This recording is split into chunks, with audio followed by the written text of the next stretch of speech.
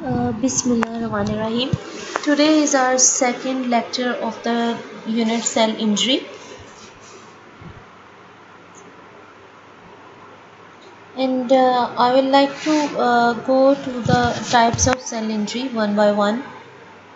First is the reversible cell injury. As you can see here, the pathophysiology or mechanism is ischemia, which lead to tissue hypoxia, leading to decreased oxidative phosphorylation within the cell, which causes reduced ATP production. And then there are three effects of reduced ATP production. The first one is reduced action of sodium potassium pump, and there is increased influx of calcium and water and sodium, and along with this increased efflux of potassium, which leads to swelling of cell membrane as well as the swelling of endoplasmic reticulum and the loss of microvilli and the bleb formation. And on the right side you can see that reduced ATP production leads to detachment of ribosomes from the endoplasmic reticulum, hence the production of protein or the protein synthesis is reduced, and which leads to lipid deposition. And in the middle you can see that to compensate reduction in oxidative phosphorylation, anaerobic glycolysis takes place, and because of increased anaerobic glycolysis there is reduced glycogen and increased lactic acid production, which leads to decrease in pH, which causes the clumping of nuclear chromatin. And now we go to the irreversible cell injury.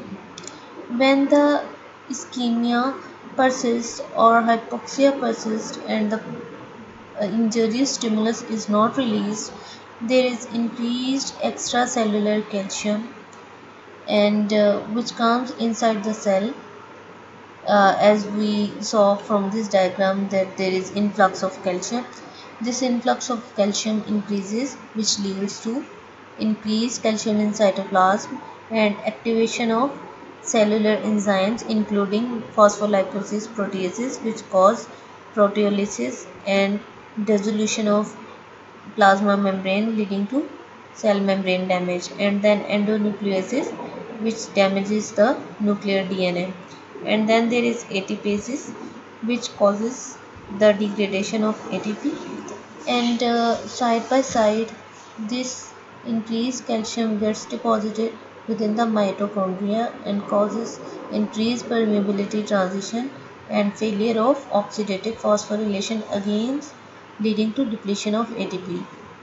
So now we come to the patterns of cell injury, the reversible and irreversible one, and then their mechanisms and then their differences.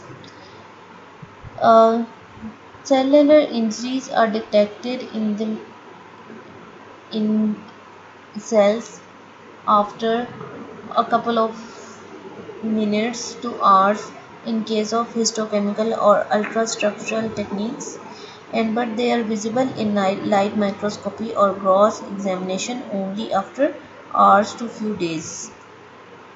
So in the reversible cell injury, as I had already told you, and you can see in the diagram, the plasma membrane, there are blebs formation and blunting and distortion of microvilli, and in the mitochondria you can also see mitochondria are swollen and there are small densities production, and then there is endoplasmic reticulum dilatation with detachment of rhizosome, hence impairing the protein synthesis, and then as you can see the nucleus, there is clumping of nuclear chromatin and disaggregation of granular and fibrillar elements.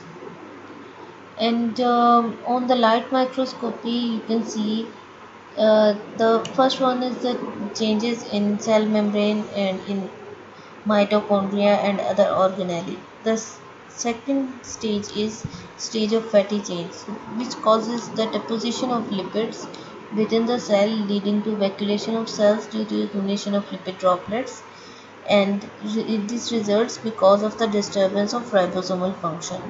Most commonly affected organ is the liver, And here in the diagram you can see that in fatty liver there is increased deposition of fat indicated by clear circular spaces. And examples of this type of injury include toxic alcohol, hypoxic injury, metabolic like diabetes mellitus. Moderate fatty changes are reversible. However, if the stimulus is not removed, the changes will become severe and land into the irreversible injury. Here you can see the mechanism. Ischemia causes reduced oxygen supply, and mitochondrial oxidative phosphorylation reduces, which causes increased glycolysis and anaerobic glycolysis, leading to decreased glycogen, decreased pH and clumping of nuclear chromatin, and decreased sodium potassium ATPase pump activity, leading to increased calcium, water, and sodium inside and efflux of potassium, which causes cellular swelling, blebs formation, endoplasmic reticular swelling, and also the loss of microvilli. And on the bottom you can see that reduced protein synthesis because of detachment of ribosome lead to increased lipid deposition. Now the irreversible cell injury. Irreversible cell injury is that the cell is damaged so much that it cannot come to its normal shape and size and functioning even if the stimulus is removed. So here this irreversible damage can lead to cell death, and the plasma membrane is the central factor in the pathogenesis of irreversible cell injury. It can occur due to severe mitochondrial dysfunction and lysosomal rupture, and can lead to cell death. There are two types of cell death: necrosis and apoptosis. In the diagram you can see the rupture of lysosome and release of digestive enzyme, leading to autolysis of the cell, and the endoplasmic reticulum is broken, which is also known as lysis, and also the plasma membrane is getting broken. There are large defects, and in mitochondria there are large densities. In nucleus, either of the three changes can occur: pycnosis, that is shrinkage; karyolysis, breaking of chromatin material; or karyorexis, fragmentation. So, the microscopic appearance is as follows. In the cytoplasm, increased eosinophilia or pink color due to eosin binding to denatured protein, and reduced basophilia mainly imparted by RNA. Glassy homogeneous cytoplasm due to the loss of glycogen, and calcification can also occur in later stages. Nuclear changes is due to the breakdown of DNA, karyolysis, decreased basophilia of chromatin, pycnosis, nuclear shrinking, and increased basophilia and karyorexis, which is the fragmentation of pycnotic nucleus. Here you can see the mechanism of irreversible injury. DNA damage lead to reduced ATP and then downstream effects of ATP loss, and also there is increased reactive oxygen species and free radical injury, which can lead to damage to lipid, proteins, and DNA. And when there is excess calcium entry, it leads to activation of multiple cellular enzymes and their damaging effects, and also increases mitochondrial permeability and leaking of mitochondrial material. And then membrane damage is of two types. Plasma membrane damage leads to loss of cellular components, and lysosomal damage lead to enzymatic digestion of the cell itself. And then there is protein misfolding and DNA damage, which leads to pycnosis, karyolysis, and karyorexis. It is due to the activation of pro-apoptotic proteins. So here you can see the normal cell. The reversible injury, if the stimulus is released, can lead to healing. However, it can continue towards the stage of irreversible injury. In the reversible, you can see the swelling of endoplasmic reticulum and mitochondria as well as the cell. And in irreversible injury, the lysosomal rupture and swollen mitochondria with densities, and myelin fibrils formation, and morphological changes in nucleus.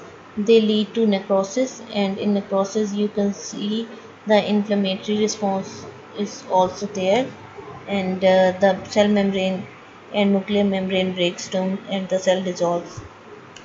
Then you can see the difference between reversible and irreversible cell injury. The reversible type injury is which can return to the steady state by changing the cellular conditions or the stimulus. Irreversible injury, in which the injury leads to cell death even if the stimulus is removed. Reversible can return to normal function, however irreversible has passed from this stage to the point of no return. Reversible injury is short-term and sublethal. Irreversible injury is long-lasting and lethal. Reversible injury is caused by lack of oxygen, hypoxia or ischemia, or blood flow to the cells. Irreversible injury can be caused by immunological responses or by viral infections. In the reversible cell injury, cellular swelling and fat accumulation occurs. However, in irreversible cell injury, cell death by necrosis and apoptosis can occur. And in reversible injury, you can give drugs to treat the damage. However, in irreversible injury, there is permanent loss of the cell or permanent damage is there. So this one was briefly for today. Inshallah, from next day we will do a brief review of this and continue with the cell death, which is the last topic.